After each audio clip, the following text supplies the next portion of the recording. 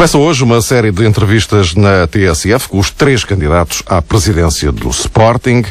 O primeiro é o líder da lista B, Bruno de Carvalho. Antes de mais, obrigado pela sua presença.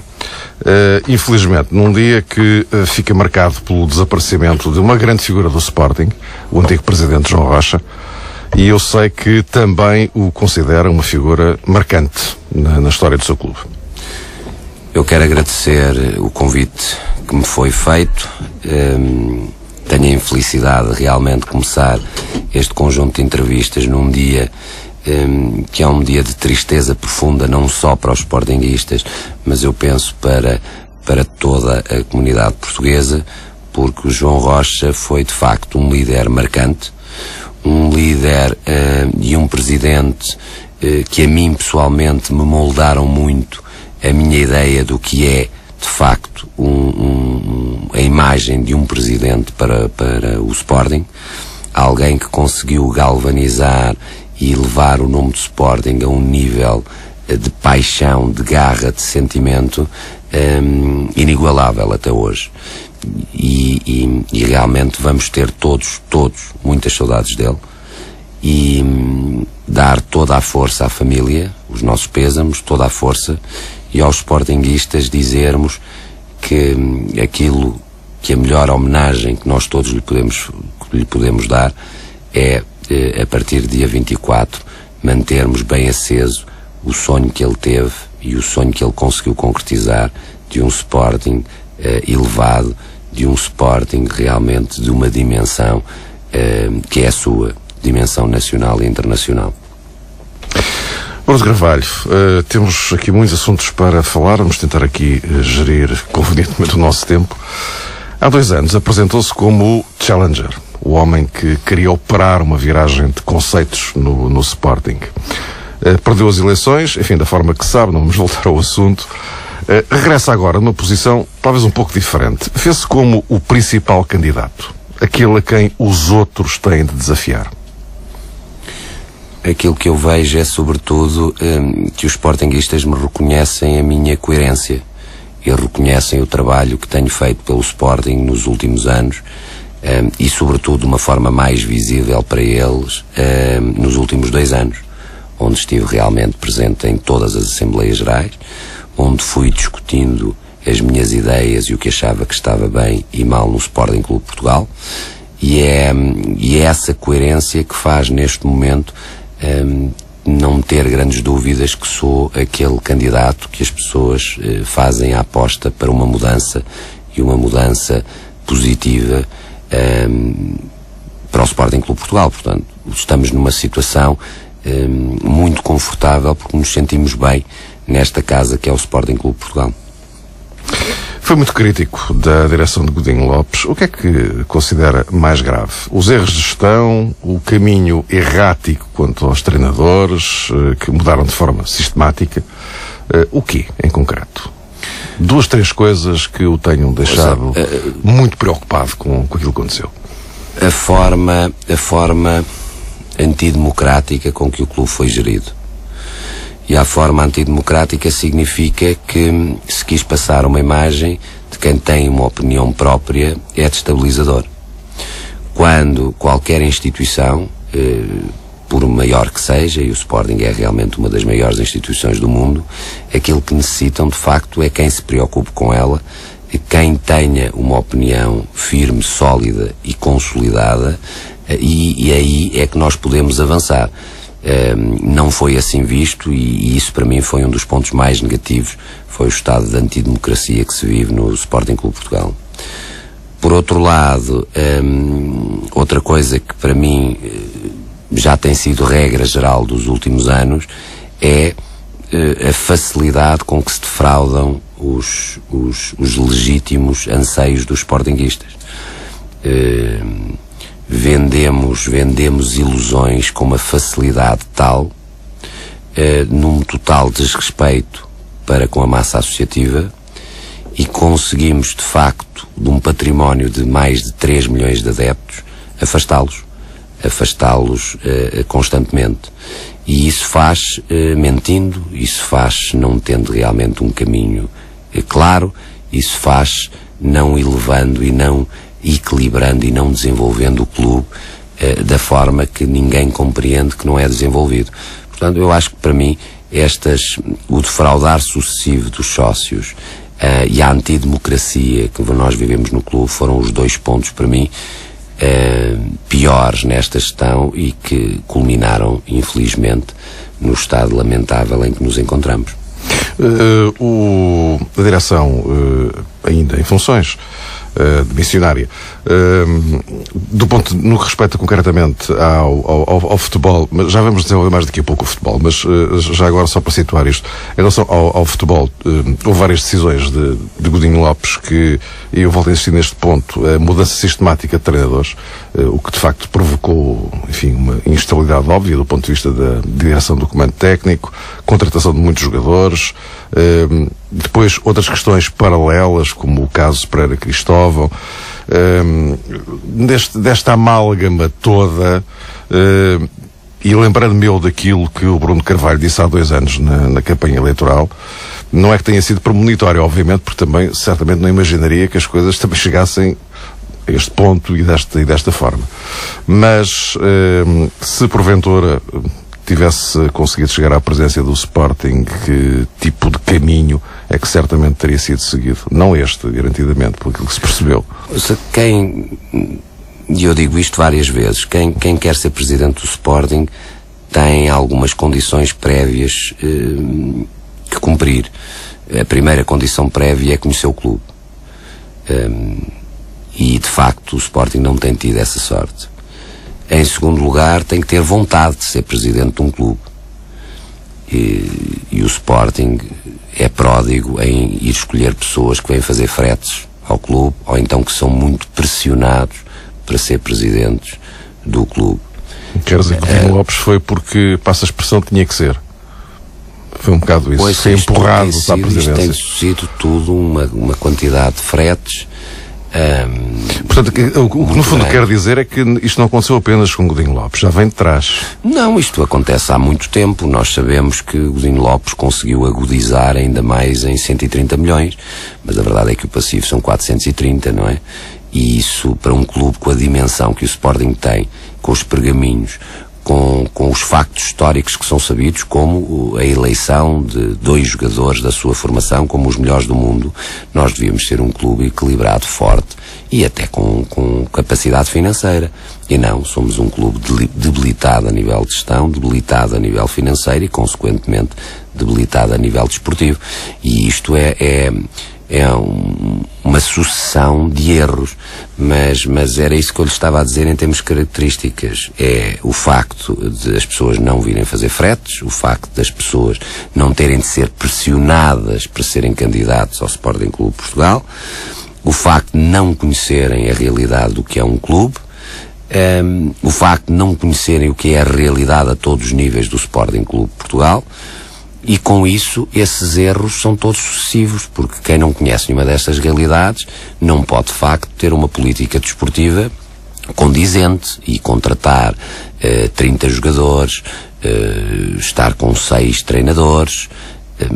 São consequências naturais de quem não percebe nada daquilo que está a fazer. 11 milhões em comissões são consequências naturais de pessoas que não percebem nada daquilo que estão a fazer e que não têm os interesses do clube acima dos pessoais.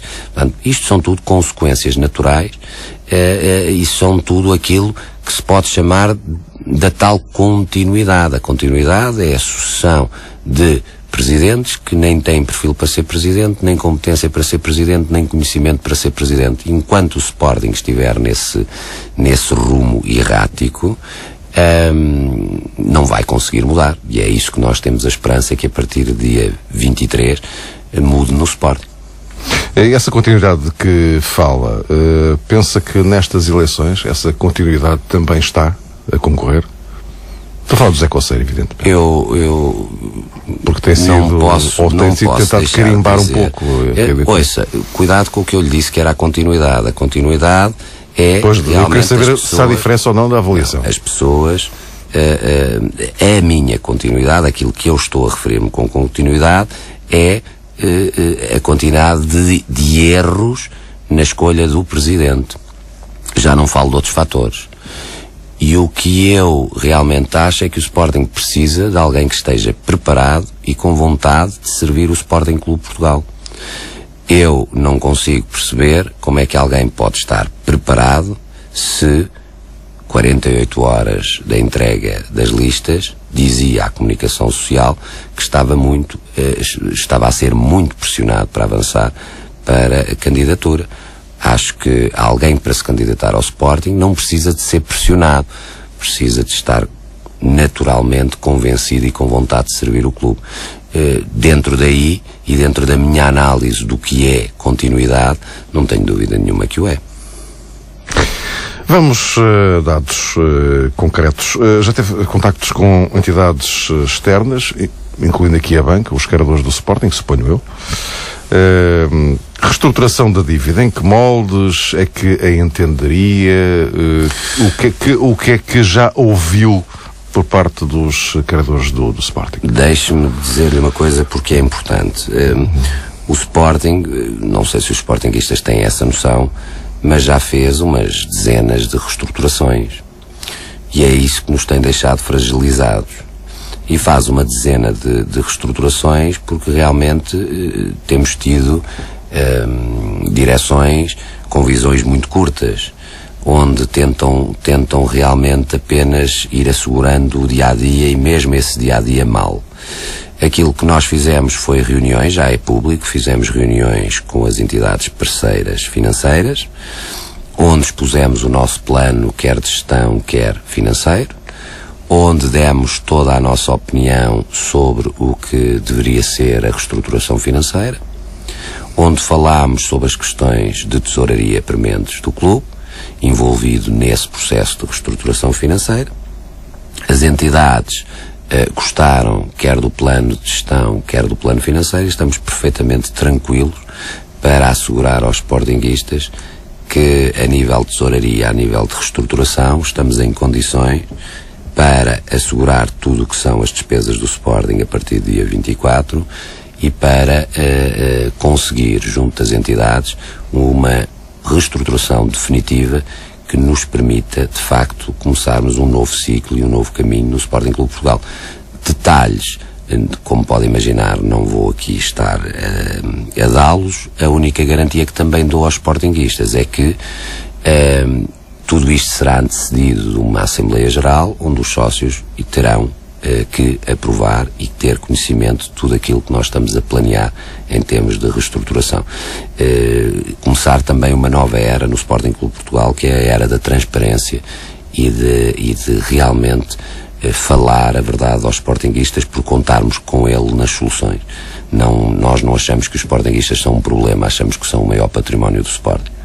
De qualquer forma, mesmo sem falar dos detalhes, significa isso que conta com a banca para colaborar nessa reestruturação e a banca conta consigo para isso?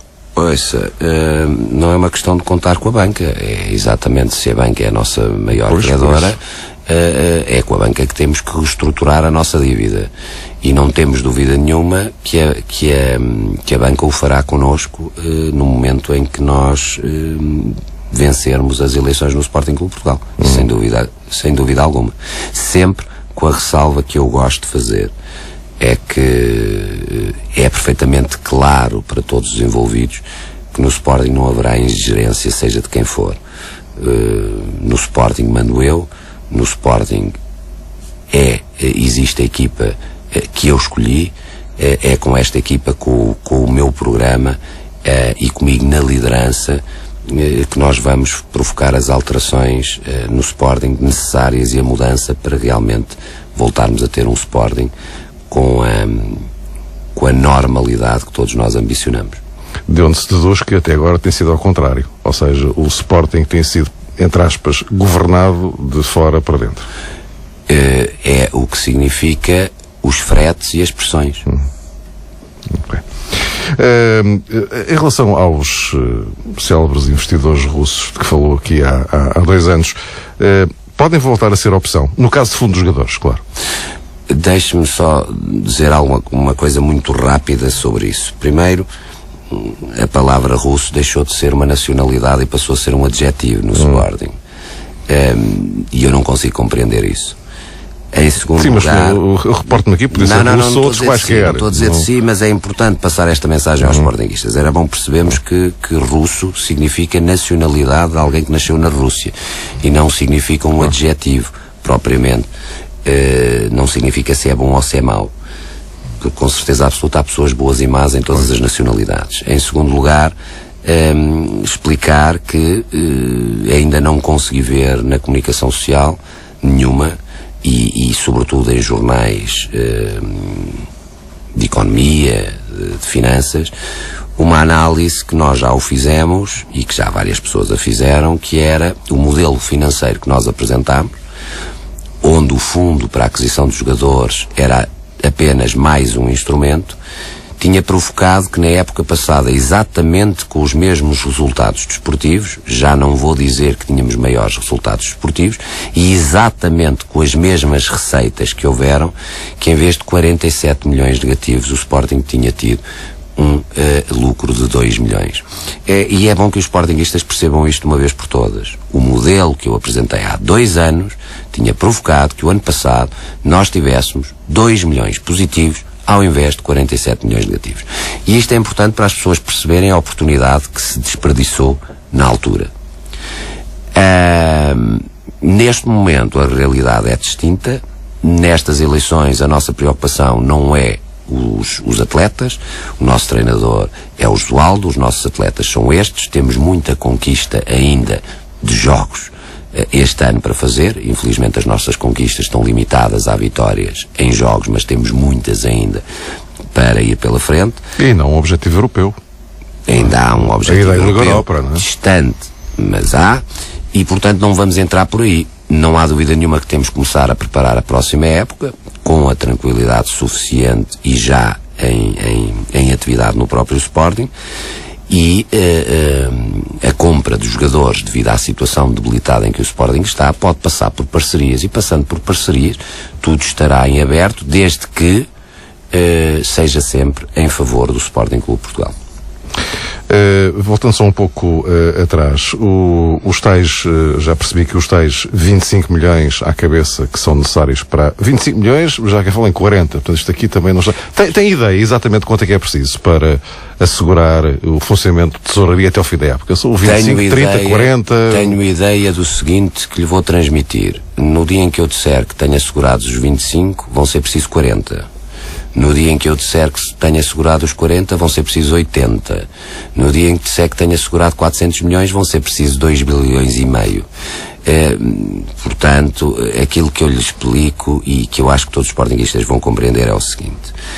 Aquilo que está em causa são salários, impostos e juros de dívidas. No momento em que está em cima da mesa uma reestruturação, é lógico que uma reestruturação, um dos pontos será a ampliação do tempo do pagamento da dívida. E quando fizermos a ampliação do pagamento, do tempo, a ampliação do tempo do pagamento da dívida, os valores serão muito mais pequenos. Isto é que as pessoas têm que ter a noção. E quem não faz a mínima ideia do que é a negociação possível de ser feita, e quando as pessoas apenas estão à espera, e há listas que apenas estão à espera que as entidades financeiras lhes apresentem pura e simplesmente aquilo que pensam, e não têm nada de novo para apresentar aos parceiros financeiros que lhes permita também conseguir algo de mais benéfico para o Sporting, todos os valores são possíveis. Nós estamos perfeitamente seguros que o valor que for necessário estará à disposição do Sporting Clube Portugal a partir do dia 24. Bruno Carvalho, se for eleito e no dia 24 chegar ao Sporting e lhe disserem não há dinheiro para pagar ordenados a partir de agora, como é que é? Com certeza que me dirão não há dinheiro para pagar os ordenados no dia 31, ao que eu responderei, não se preocupe, no dia 31 os ordenados serão pagos.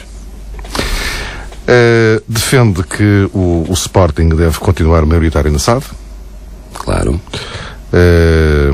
Chegou a pensar a colocar à consideração dos sócios numa Assembleia Geral, dar-lhes a opção a eles de manter a maioria ou não? Eu acho que eu sou um forte defensor da opinião dos sportinguistas. Nunca tive, nunca terei medo da opinião dos sportinguistas. Agora, acontece é que conheço demasiado bem o Sporting e os sportinguistas para não perceber uma coisa. A SAD é uma empresa cotada na Bolsa, como tantos milhares de empresas. Eu tenho pessoalmente ações de várias empresas, da Simpor, da REN, da EDP, do Milénio, e nunca nenhum gerente me perguntou se eu, para comprar ações destas empresas, só as queria comprar na disposição de mandar. Porque isso não faz sentido absolutamente nenhum. Porquê? Porque as pessoas fazem as suas apostas em ações com a confiança que do outro lado estão empresas que vão dar rentabilidade. O Sporting é um dos maiores clubes do mundo. Isto não é uma falácia, não é nada de transcendente. É a maior potência desportiva nacional e uma das maiores do mundo. Tem 3 milhões de adeptos, ou mais de 3 milhões de adeptos. Não me parece que seja normal apelidar todos os sportinguistas de tão medíocres que alguém para investir dinheiro na SAD do Sporting, que é uma empresa cotada em bolsa, tenha necessidade de o fazer apenas mandando. Os sportinguistas já têm estado com o seu orgulho muito ferido, os sportinguistas já não se têm sentido bem nestes últimos anos. Não serei eu que passarei esse atestado de mediocridade aos sportinguistas, de lhes fazer crer, por um segundo que seja, que o Sporting é um conjunto de medíocres que apenas alguém mandando poderá investir numa marca a nível mundial como é o Sporting. Aquilo que lhe digo, e com toda a frontalidade, é isto: no dia em que eu achar que perder a maioria da SAD possa ser uma valia tão grande, sem fatalidades, porque o problema no Sporting é que tudo também é apresentado aos sócios como fatalidade, em que ou aprovam isto ou é o caos. Sem fatalidades, sem ferir orgulhos, que se possa fazer a abertura da SAD daqui a uns anos, para, por exemplo, podermos lutar pela Liga dos Campeões, e num projeto que seja bem apresentado aos sócios, que os sócios possam decidir aquilo que quiserem, não me choca, até porque eu confio na decisão dos sócios.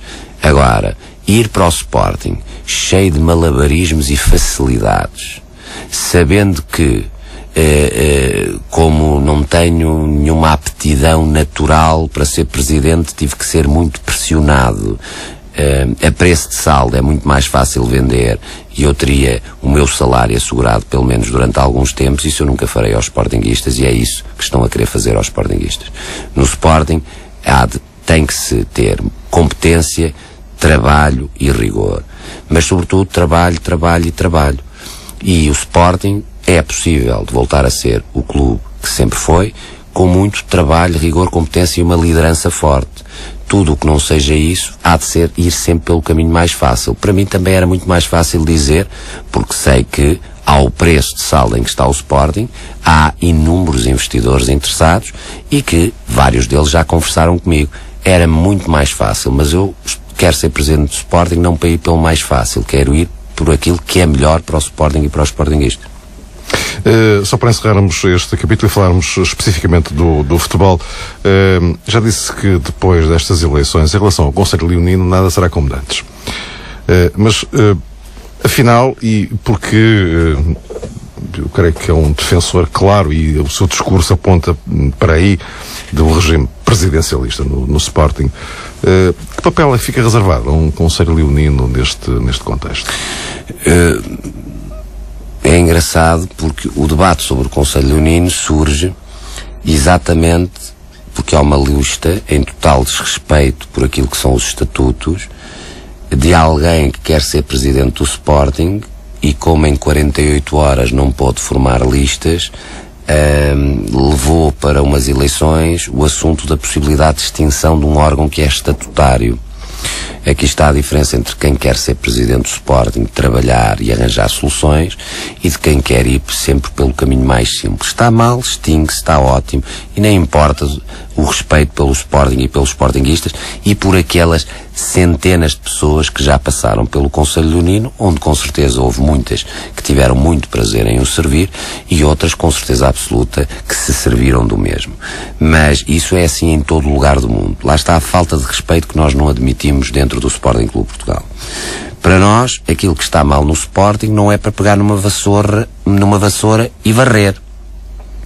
É para se resolver exatamente com as pessoas as questões que nós achamos que estão mal e com elas resolvermos os problemas. O Conselho Leonino, como todos nós sabemos, é um conselho consultivo. Como conselho consultivo, é preciso fazer algumas reformas que sejam interessantes para mim, enquanto presidente, e o meu conselho diretivo. Proposta número 1 que nós fizemos, a criação de grupos especializados. Grupo de finanças, grupo de economia, grupo de gestão, grupo de medicina, grupo desportivo, e isto é possível com as pessoas que foram apresentadas para integrar o Conselho Leonino. E a partir daí termos pessoas especializadas nestas áreas que podem cumprir exatamente a função estatutária do Conselho Leonino, que é de aconselhar, de ser consultado. Em segundo lugar, a criação de um núcleo executivo reduzido, por forma a que, em situações de consulta do Conselho Diretivo, se possa, em tempo útil, por vezes 50 pessoas não conseguem fazer isso em tempo útil, obter as informações e as respostas para realmente poderem fazer um trabalho, como órgão consultivo que são, com o Conselho Diretivo. Como, por exemplo, ser constituído dentro do Conselho Leonino, que terá 50 pessoas que querem servir o Sporting Clube Portugal, a provedoria do sócio, isto é, ser no próprio Conselho Leonino uma porta aberta, não só para todas as dúvidas dos sportinguistas sobre o Sporting, como a possibilidade dos sportinguistas participarem ativamente na vida do Sporting, com as suas sugestões, com as suas opiniões, e ser feito o tratamento por esse grupo no Conselho Leonino e levado ao conhecimento do Conselho Diretivo. E só estas 3 mudanças iriam tornar o Conselho Leonino num órgão consultivo com toda a validade. E nunca foi até hoje a coragem e a vontade de trabalhar com o Conselho Leonino para provocar essas mudanças. Nunca se esqueça do seguinte: o Sporting é conhecido como um clube de muitas vozes. Isto é sempre porque não houve um líder nunca, há muitos anos para cá, com a voz grossa. Isto é, nós todos sabemos que o fraco rei faz fracas as fortes gentes, e os sportinguistas são fortes gentes, e há muito tempo que está gerido por fracos líderes. Por isso é que as pessoas depois querem todas falar. A partir do momento em que ganhar no Sporting, as pessoas vão deixar de sentir necessidade de falar, porque se vão reconhecer na minha voz, não tenho dúvida nenhuma. Bruno Carvalho, não quero falar muito do futebol propriamente dito, não é uma questão absolutamente determinante nesta campanha eleitoral, por todas essas razões que já enunciou.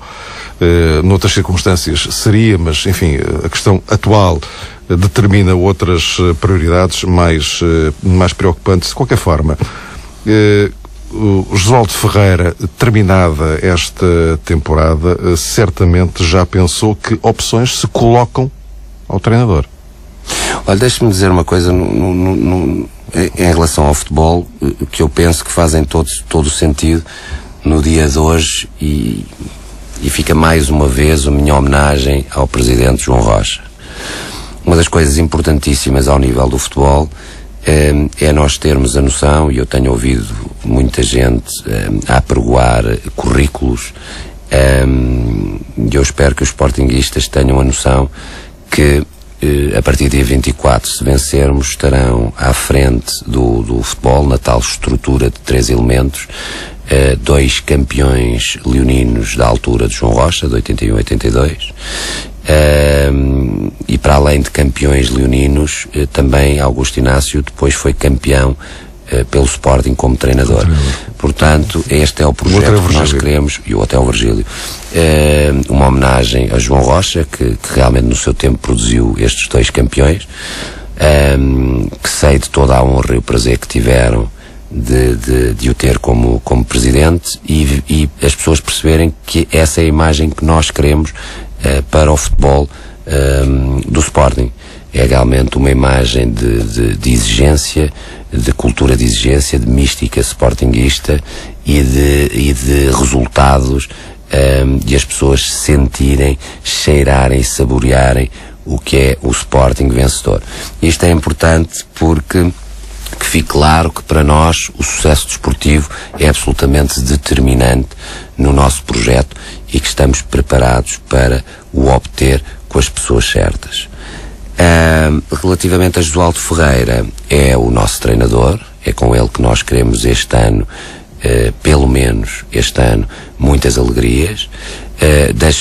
Algumas das primeiras coisas que iremos fazer é conversar com Josualdo Ferreira depois das eleições, apresentar-lhe o nosso projeto, o nosso modelo, e eu tenho a certeza absoluta, parece-me a mim, sendo Josualdo Ferreira um homem do futebol, um homem conhecedor, que irá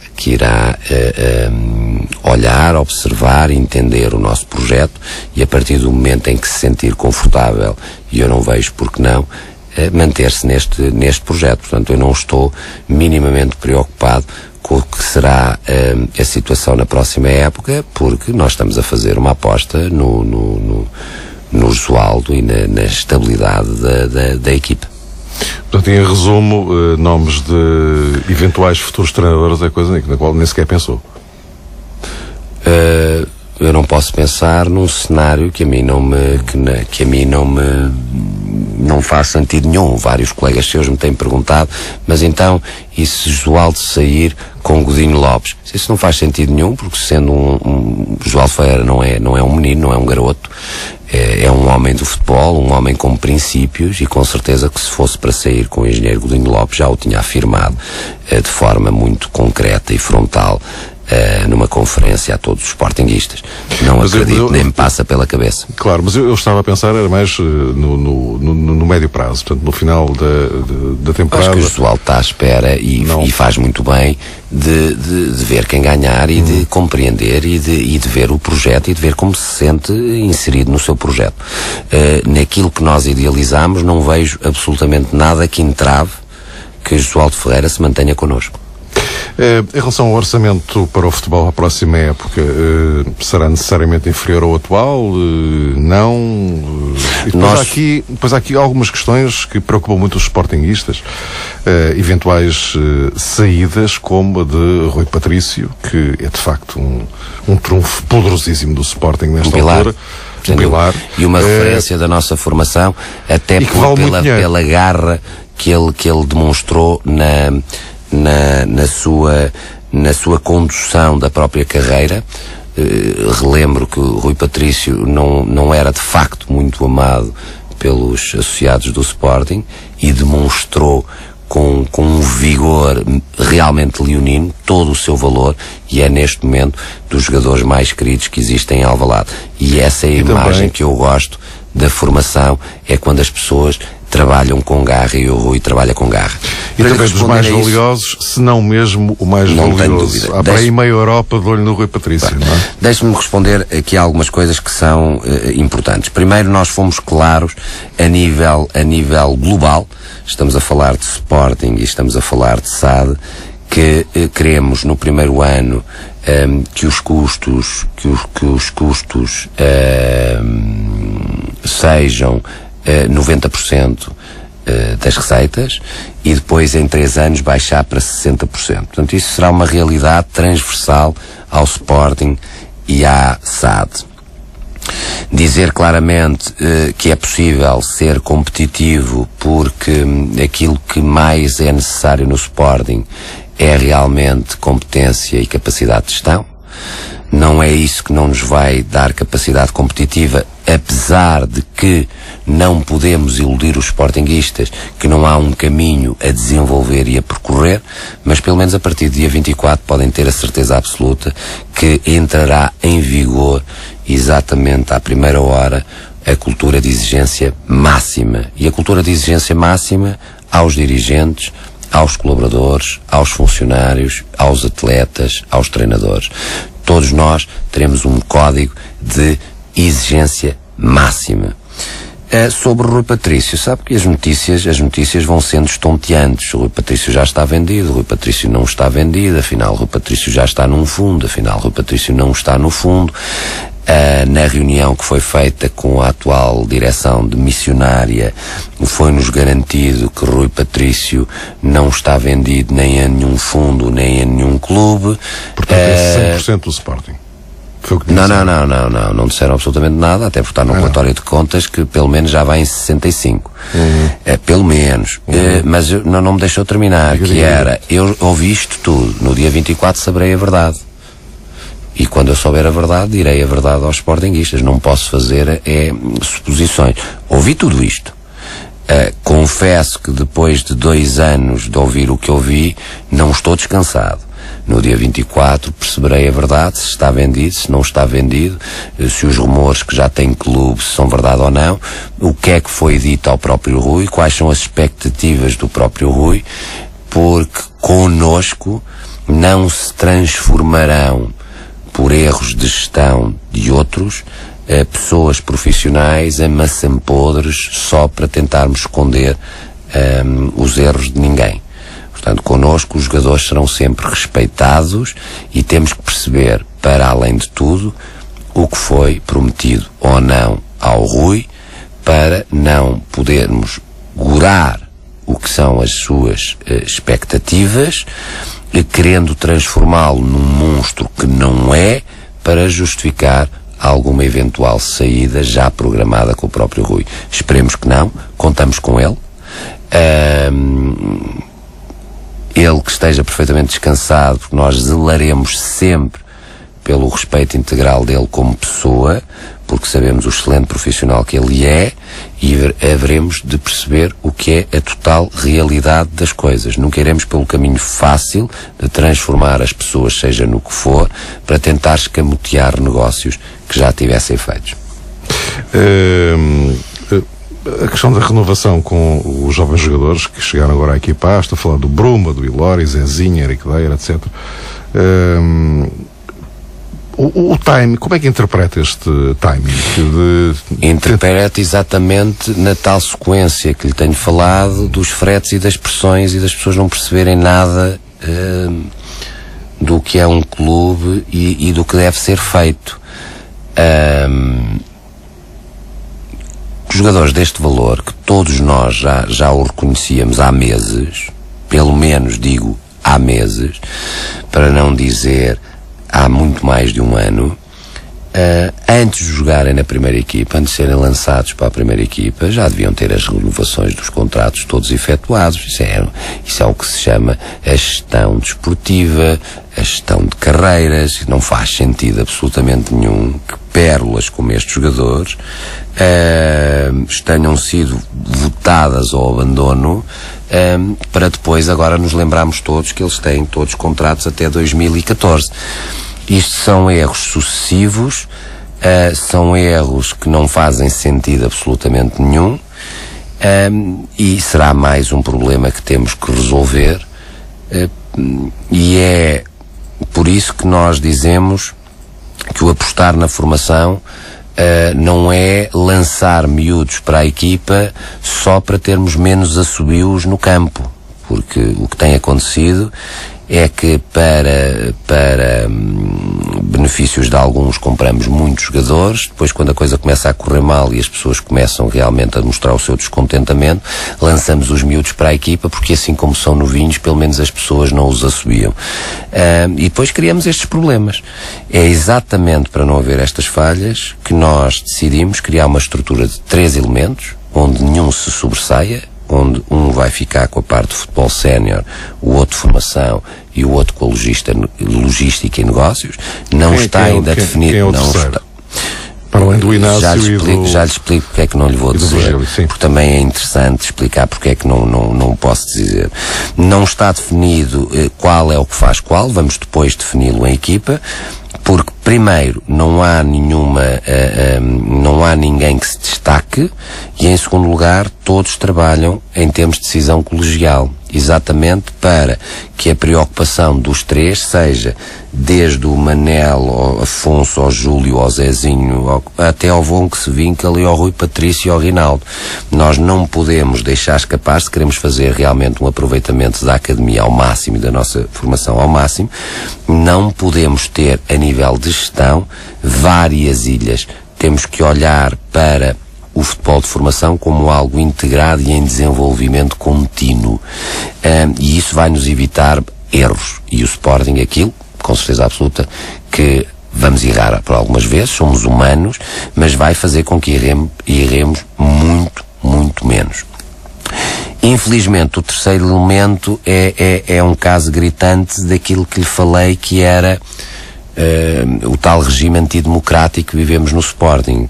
É que enquanto em algumas listas é chique e até fica bem ser-se candidato, portanto nós temos na lista de Coceiro uma pessoa que é funcionária da clube e outra pessoa que é funcionário da SAD, e o que significa que a mim, e eu nem quero acreditar nisso, não é? Ainda me dizem, umas pessoas dizem-me suspenderam, outras dizem-me que não se suspenderam, outras dizem-me que estão de férias, outras dizem-me que não estão de férias, quando para mim é mais do que óbvio e normalíssimo que se tenham demitido, com certeza absoluta, para se candidatarem ao clube, que o tivessem feito, era perfeitamente normal. Mas enquanto isso é chique numa lista, na outra as pessoas podem ser proscritas e pressionadas e ter a vida negra, o que significa que nós optamos, como a pessoa está a trabalhar e o Sporting necessita de facto do trabalho que a pessoa está a fazer, optamos por não dizer o nome. Portanto, está a haver esta dicotomia, num é chique, no outro podia ser um motivo de pressão tremendo.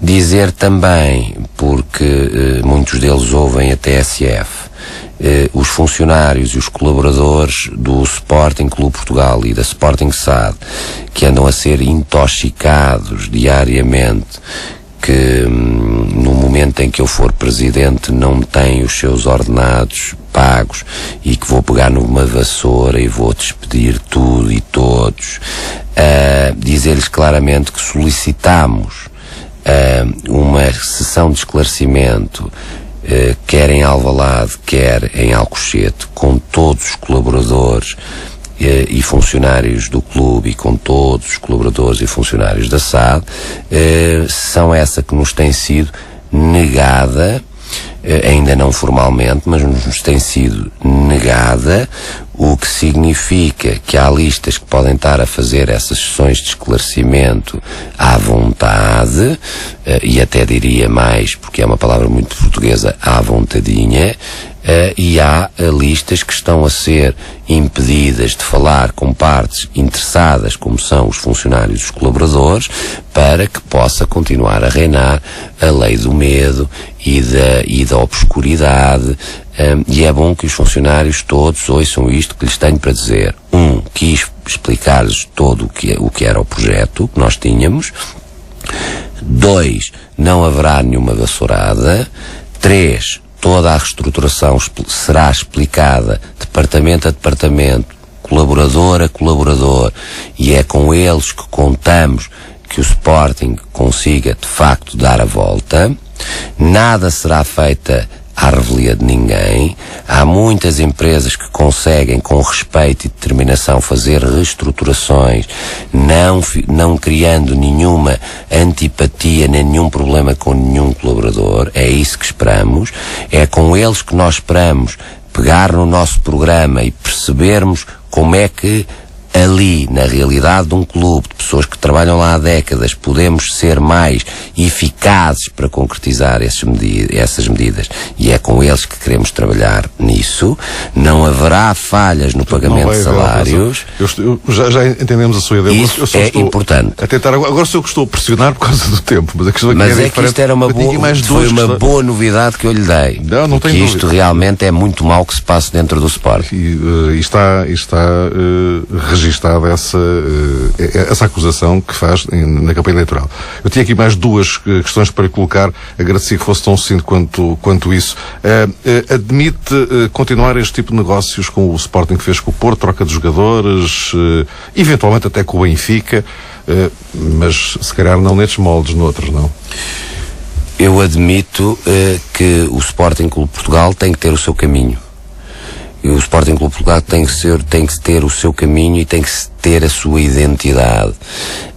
E ao às vezes fazer-se umas parcerias que não se percebe muito bem para quê, e uns acordos que não se percebe muito bem o alcance, acaba-se por subverter algo que poderia ser tão normal quanto troca de jogadores entre clubes, que existem em muitos países europeus, e infelizmente o Sporting tem sido tão errático nas suas parcerias estratégicas estranhas, que a minha opção clara será não fazer essas parcerias, a não ser assuntos muito relevantes e claros e transparentes na Liga, que sejam importantes para o futebol e que beneficiem, como é lógico, os clubes e o Sporting, e com isso também não entrar em negócios com os nossos clubes rivais. Para já, até o Sporting criar novamente uma identidade que lhe tem faltado, a minha opção é não fazer esses negócios com clubes rivais. Já ultrapassamos o nosso tempo, mas há aqui uma pergunta que me parece que é inevitável, tem a ver com as modalidades. Garante que nenhuma modalidade corre perigo de fechar no Sporting? Comigo, eu garanto que nenhuma modalidade corre perigo de fechar, e é por isso que nós temos na equipa diretiva um vice-presidente para as modalidades e um vogal para as modalidades. Connosco, as modalidades são para ser reforçadas, as modalidades são uma identidade fundamental do Sporting Clube Portugal, é isso que nos dá a dimensão mundial e que vai continuar-nos a dar. Connosco, nenhuma das modalidades se tem que preocupar, porque isso é mais uma das falácias que lhes estão a tentar convencer. Bruno de Carvalho, muito obrigado pela sua presença aqui na TSF. Agradeço que tenha aberto esta série de entrevistas. Muito obrigado, aos candidatos à presidência do Sporting. Para a semana vamos ter aqui Carlos Severino e José Coseiro.